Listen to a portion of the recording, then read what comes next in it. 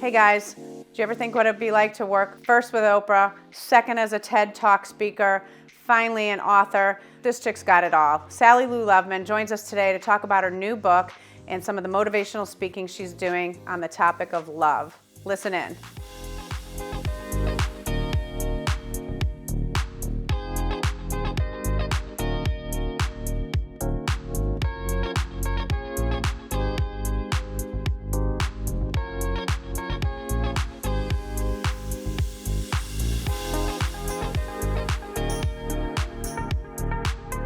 Sally Lou, what an exciting day. Not only are we having the first snowstorm in Chicago, but better yet, we've got a CEO and author on our guest today. A CEO, that's funny. Wow. Okay, you can call Chief Love Officer. Okay, CLO. Chief Love Officer. I am so inspired by your story. I feel particularly proud of the fact that you've been part of Lady Boss for 2 years and still keep joining and, don't come to the events. I come to nothing.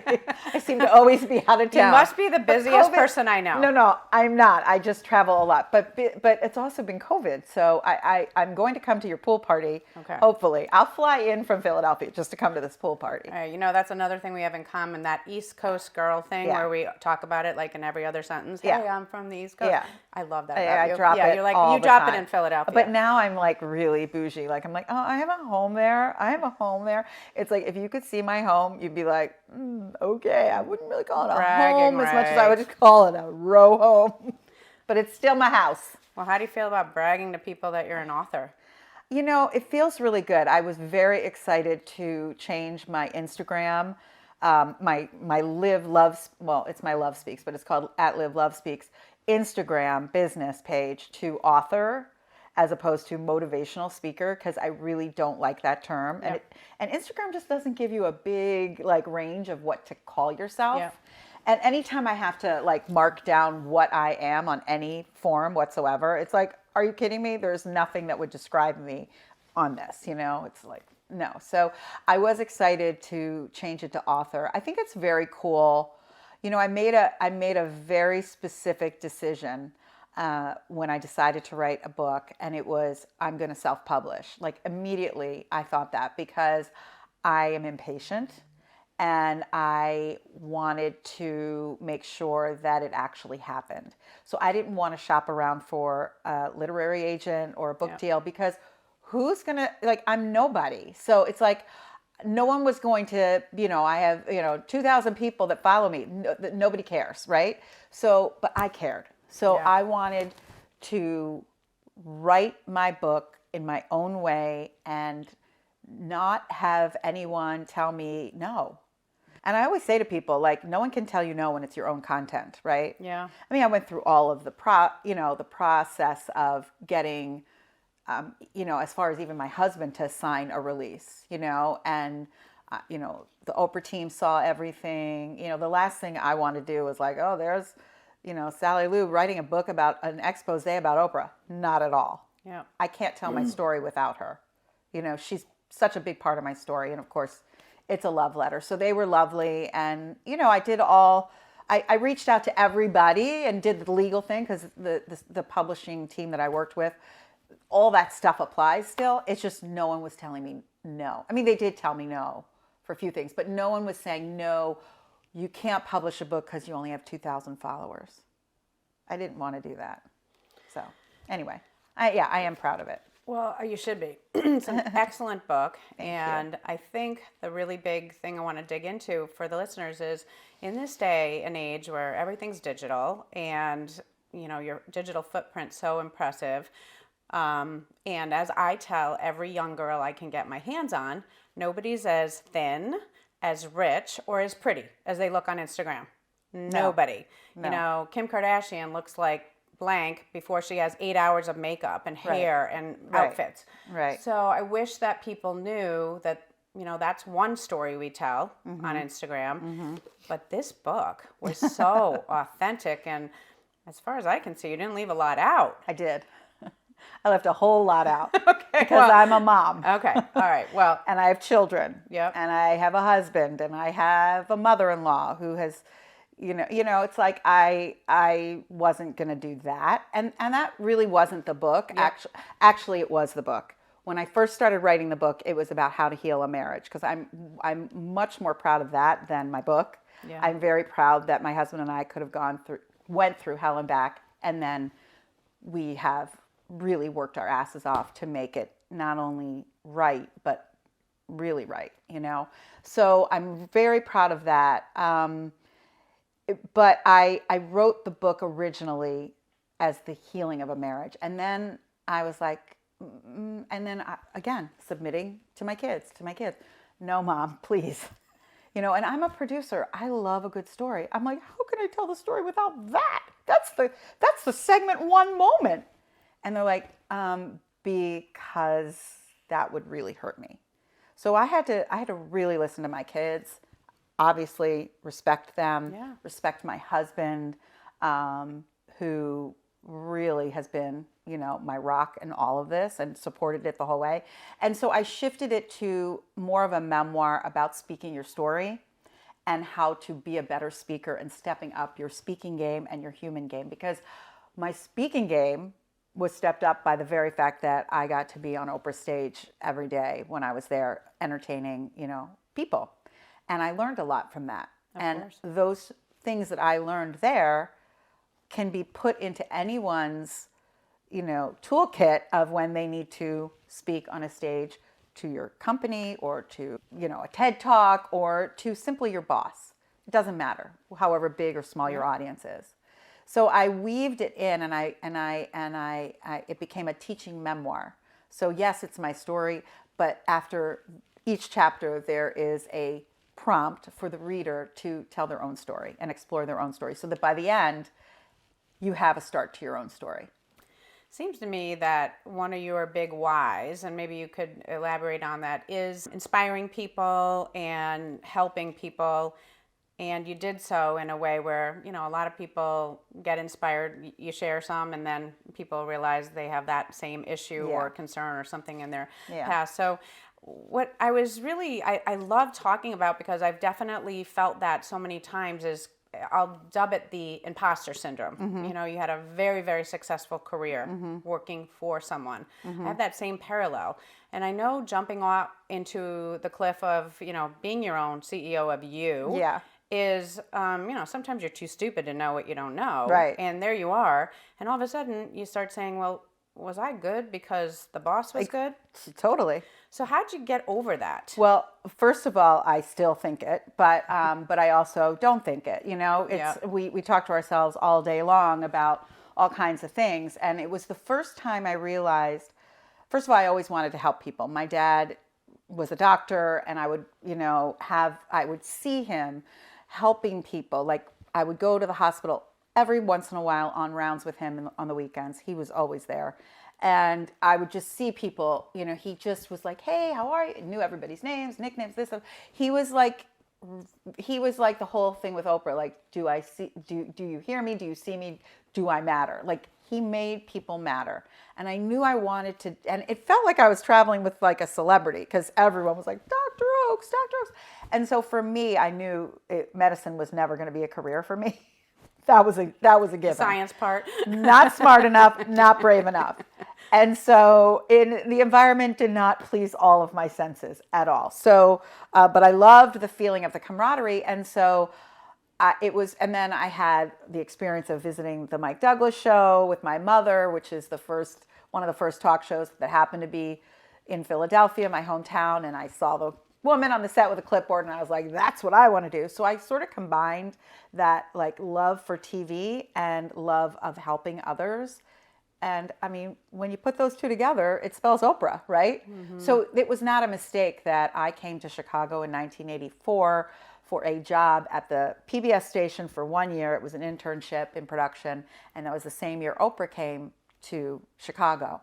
And the stars aligned, and I ended up working for her beginning in her second season when the show went national. So I think it was all sort of, it's easy to look back on a story and say, oh, that's why it happened. In the midst of it, I wasn't even really aware. But to me, when I track, like, oh, why did this happen? How did this happen?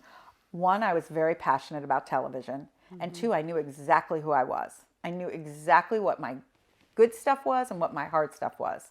Like, no science, but yes to people, yes to being in a studio, yes to telling stories. For me, I had a front row seat to, the most powerful stories. And people, the more vulnerable people were, the better the ratings were, because others were watching. Yes, we could have a celebrity on, and those ratings were great. But when someone sat down and told their story, their hardship, their challenge, their trouble, and everyone watching was like, not everyone, but many people watching were like, that's me, that's me, that's me. That's what I wanted. That's what I wanted. And so I know my story that I tell, it's not everyone's story at all, but there's going to be a piece of something I talk about that's going to land on a reader's heart and say, oh, that's me, or oh, that is something that I've experienced. And that's what story is. That's why it is, so powerful. So let's just talk about the economics of this, because It ain't right. It ain't good. all right, Yeah. because Because you pour your heart into it. It's a ton of time, and I spent money on it because it's self-published. Okay. So yeah. So how do you turn this into your business 2.0? What does this do? And maybe just talk about both the branding and now kind of how you're moving Love Speaks into a platform to help, Yeah. financially pay this back. Right, exactly. So I knew what I needed to pay back in the first year, and unfortunately, COVID hit. And I launched my book. I paid a nice amount of money to get it published, and of course, I went overboard and hired an outside graphic designer who is my dear family friend and god sister, who's right here in Winnetka, Amy McCarter. And so, I'd already paid for that from the package that I got for the book deal, but now I'm double paying because I'm a very strong businesswoman. But anyway, so then my book launched January 27th on the Today Show. And it was the day after Kobe Bryant died. So it was a very hard day to be on TV and happy about a book. Yeah. So we were all crying. It was awful. And I worked at the Today Show, so I knew everybody. So it was really exciting for me, and it was horribly tragic. So anyway, then more tragedy comes. We're in a pandemic.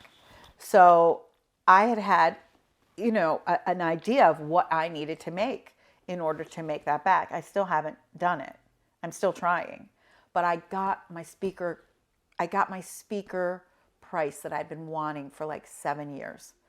And that's why I wrote the book, to have a credential. Okay. Because to say, I worked at Oprah, nobody cares. Yeah. Nobody cares. So, but I wrote a book, and then it's like, oh, okay, there's something you can talk about. So it became my credential. So listen, had the pandemic not happened, would I have made it back? Maybe. So I did do that one. I got like three, like right out of the gate, 3 calls from the Today Show. All, really good money to speak. All 3 events didn't happen because of the pandemic, and one happened a year later. So I did get paid.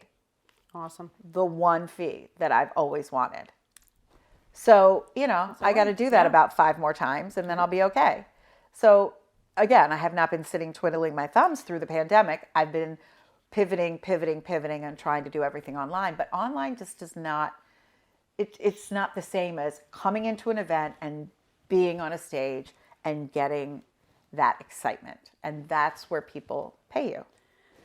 It's interesting because again, back to social media, I think that people look at social media, me included, and think, oh, they've got a book, a boathouse, a boat, they've traveled constantly, they've got to be really rolling. Yeah. And people don't understand that business investments are just that, and me included. We can buy a machine, and I'm looking like, why didn't this pay back in the first 2 months? Right. Because the marketing and the inertia of Right. people to buy the book, call for the speaker, get the speaker scheduled, have the meeting is a lot. Right. So how do you look at, I think 2 things. What are ways that the listeners can support you? Oh, well, that's easy. But I'm going to get to that. But one of the things that is about me, which is why I can't do anything on a drop down of how you describe what I do, which is why author, which is really like the smallest part of what I do, is easy. but my business, and you kicked my ass on this, and you don't even know the half of it, but like I'll work on a film, or I'll work on like I just did Whitney Reynolds' television audience for her wish list. I, freelanced and consulted on the Today Show before COVID. I've done television pilots. So all of that TV stuff I still love, and the production. Like, put a headset on me, I'm good. Like, the fact that I was mic'd today, thank you very much, excites me. I love it. It's my language. It's my love language. And I'm good at it, right? So I love it. Like, I mean, last weekend, I'm like, okay. And I just put it all together at Whitney's show, and it was like, okay, we're going to do this. And it all, the magic is there. And so I love that. But what I'm really moving towards, because of the pandemic, and because things have, we're not in crowded places as much as we were. We're beginning to be, but, not events, is coaching women, and coaching women how to speak without fear and to tell their story. Because my belief is, and it's the number one fear people have, right? Speaking in public. I don't buy it. I think I told you this. I don't buy it. I think it's real convenient for people to say, oh, I'm scared to speak in public, because it is a thing that we're all scared to do. It's like saying, I'm scared to go to the dentist. It's a big fear. I get that. But what I really think is that people are more scared to stand in front of themselves than stand in front of an audience. And when I say that, I mean, if you are willing to stand in front of yourself and do the deep work and figure out who you are, why you're here, what's your story, what are your strengths, what are your weaknesses, how are you building this confidence, and really be connected to that, you could go on any stage, anywhere, anytime. I never even thought about it when I went on the Oprah stage, because I was like, I got this. Because it was part of me. I knew what to do. I knew how to do it. That confidence came from the work. It also came from a very supportive family structure that I grew up in. Very privileged for that. Very involved parents and sisters who we all support each other. And my voice was welcomed. And so that, I always had that feeling. But I really believe that when people do the work and get in touch with themselves and their story, good parts, bad parts, because the bad parts are where we grow. Love the bad parts. Hate them while we're going through them, but love them after, when we see the journey we've all gone through and created those strengths. That's what I do now more than anything else. Well, I'm going to pick the scab a little bit about this, you helping women, because I think that to a certain extent, you don't even realize what a big impact you have on those around you. I definitely see that you got a lot of value, you're really good at things. But when we talk about the financial part, which you referred to as me kicking your, it was more so, I just like when women don't leave money on the table because of fear. And, you grew up with a doctor dad. I grew up with a CEO dad. So when people say, well, why are you good at this, Courtney? Well, that's all we talked about in my house at dinner every single night. Not at all what we talked about. Not what you talked about. No, my dad would be like, honey, can I have $5 for the week? Like, to my mom. Yeah. He didn't know anything about business. I mean, it was a wonder that he even, Right. And doctors don't. Paid the bills. Maybe in today's day. But how, I would really like to see you just own the fact that you are, Oprah's past producer, plus an author, plus absolutely unbelievably dynamic in front of audiences, and ask for, double the price, and ask for it. And I did. All right. And I did. I was like, when I asked for my price, and that was that, and I was like, oh. And so now I got to get back to that now that things are opening up. I couldn't ask for that price when we were doing things on Zoom. It wasn't even, there was no price. Yeah. It was like, So, exposure. Right. I am extremely, I recently had someone in my life who means a lot to me call me a fraud. Yeah. A fraud. What, and I was like, that's interesting. It's a big word. Yeah. Oh, there were other words too. But anyway, a fraud. It really rocked me, hurt me to my core. course. It's the worst thing you could call somebody. Right. I was like, where is this coming from? And for me, social media does that to people. You know, this is someone who knows me very well. She knows I'm not a fraud. But I was called that because if you are not understanding what I do and not understanding my business and you're looking at me on social media, you know, all of a sudden I'm a fraud because I'm posting and I look and I might be somewhere that's fancy. Yeah. Like I'm like, that is the last reason why I post. Do you read my posts? Because my posts are always about something I'm experiencing, and how are you, the followers? I mean, that's what I'm taught at Oprah. It's like, here's a story. How does it feel for you? Like, where is that for you? How is it playing that? How's this idea playing out in your life? That's what I do. I connect with people. So that was a real kick in the gut. I'm still working on it. Really hard. Really hard. Because I went to my therapist and I was like, what is wrong with me? And she's like, no, what's right with you? Yeah. And I went, oh, right. And then I could look through my photos and my phone and look at all the things. I've been on a plane, speaking engagements on a plane to Hawaii for United when they retired their 747s. I've been on stages in Australia and you know, New York and LA, and I've written a book, and I've been on the Today Show, and I've had people tell me all these beautiful things. I don't even mean on the Today Show. I mean worked the Today Show, which was a dream of mine. And I know that I've had things that no one will ever experience. 100%. Yeah. I'll be in a spin class or I don't know. I was just at a class at Lifetime Fitness, and one of the songs I used in my warm up came on, and I was just like, in my head, I was like, I'm on the stage. I'm on the stage. And that's how I remind myself that I'm still that person. Yep. Even though I don't have that platform. Listen, you mentioned this earlier. When I left the show, because my job was obsolete, I stayed for 3 years after the show ended, working with the network and working on the audience pieces we were doing for OWN. But when it became obsolete and they were trying to keep me on and put me in marketing, which was never going to work for me, grateful that they even extended that offer, but I was like, no. And I'm like, I did this, my first job.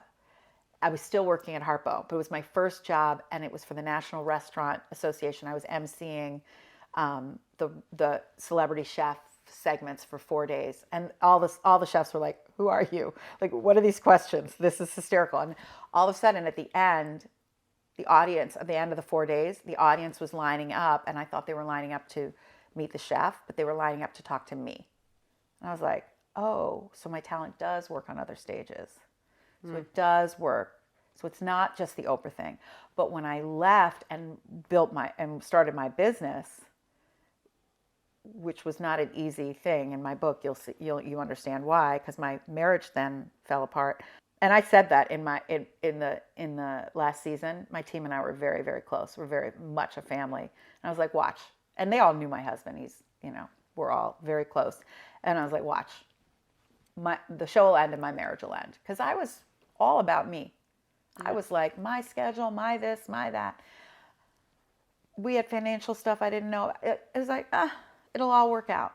And that doesn't work on someone who's struggling with their own stuff. So anyway, but I'm laughing because I thought that it was going to be the same thing. Like, okay, I'm going to start my business and it's going to be big. But it isn't big. The phone, no one takes your call if you're not with a brand that's big. Yeah. So I had to get used to that. And I'm proud of the things that I have done and the hard things. I've gotten a tremendous amount of no's. Tremendous amount.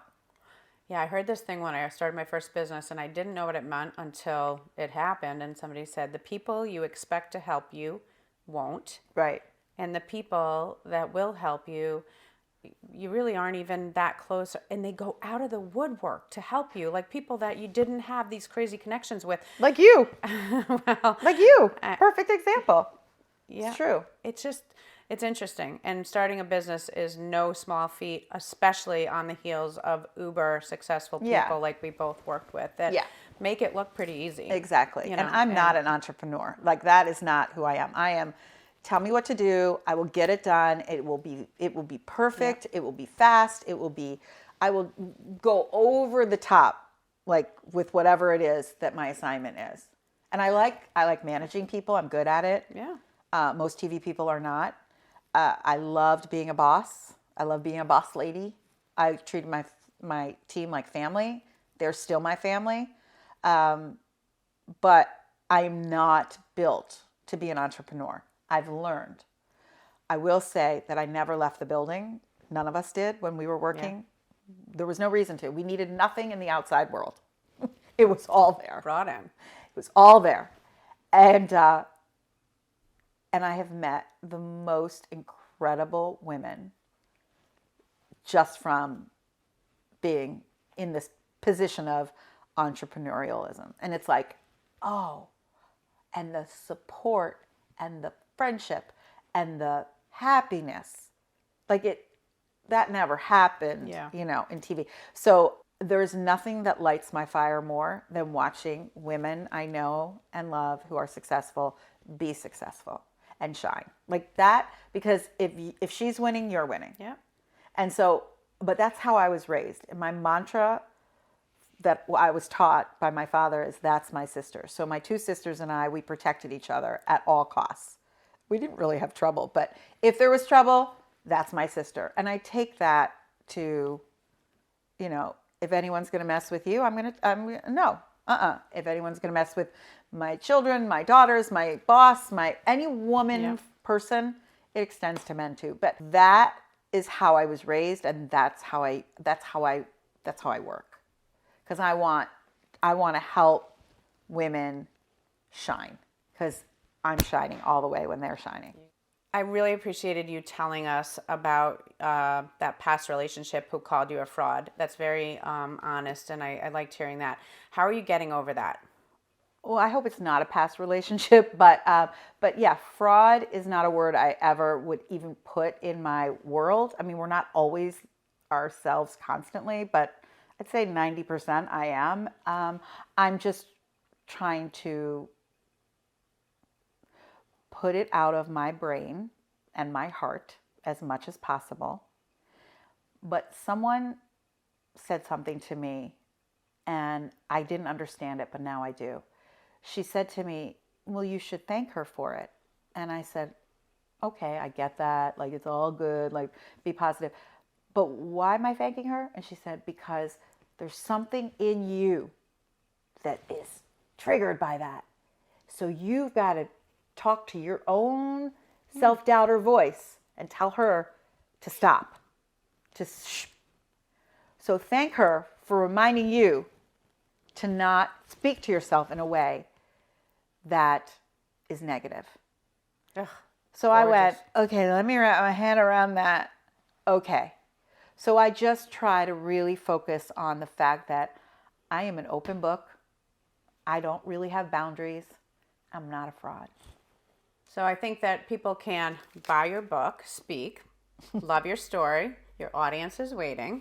Available where? Where do they buy this book? Amazon. Amazon. Or you can go to Sally my Lou Loveman.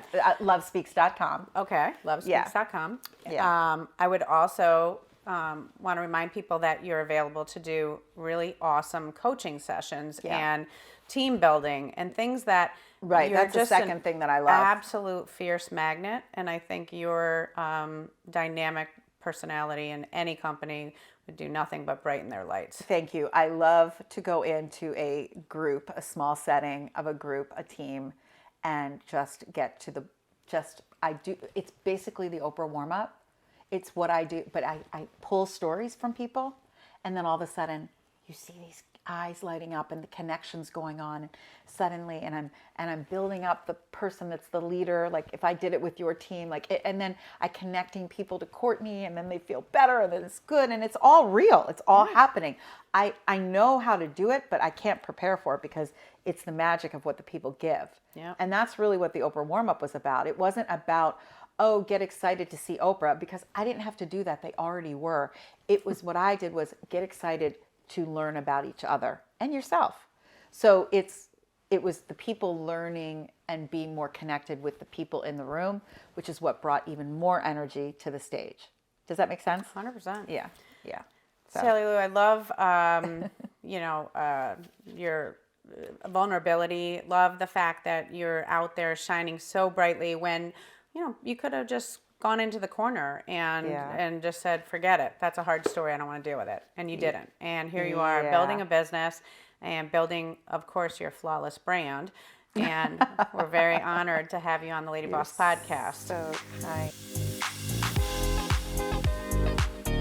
What would you recommend in terms of content, digital or book, that would help someone with their business? Yeah. Well, I love how we built this because it's like Guy Raz, like it's just, you as a entrepreneur who wants to be more of an entrepreneur, you learn so much by the way people are building things like SoulCycle, like anything, like Peloton, whatever.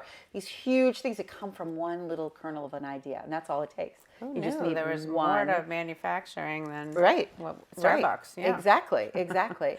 But I do have a book that I recommend, and I gave it to the presidents of OWN when I was there, and I would give it to any CEO. It's called A Season of Life by Jeffrey Marks. He's a Pulitzer Prize winning author, and this book is a sports theme, but it's truly about leadership.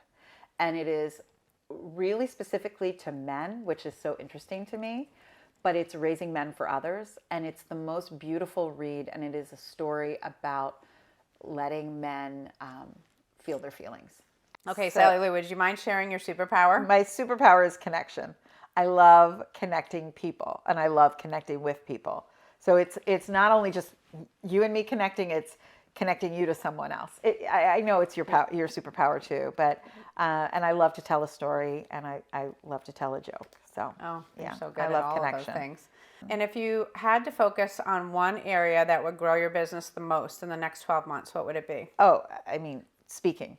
That's where you get the money for me, for what I do. Okay. Getting to book an actual speaker event where I'm the featured speaker. Okay. I'd also love to try to finally do a TED Talk. I've applied several times, but I'm going to keep doing it. Absolutely. Keep doing it. Oh, you'd be great. Yeah. Thank you.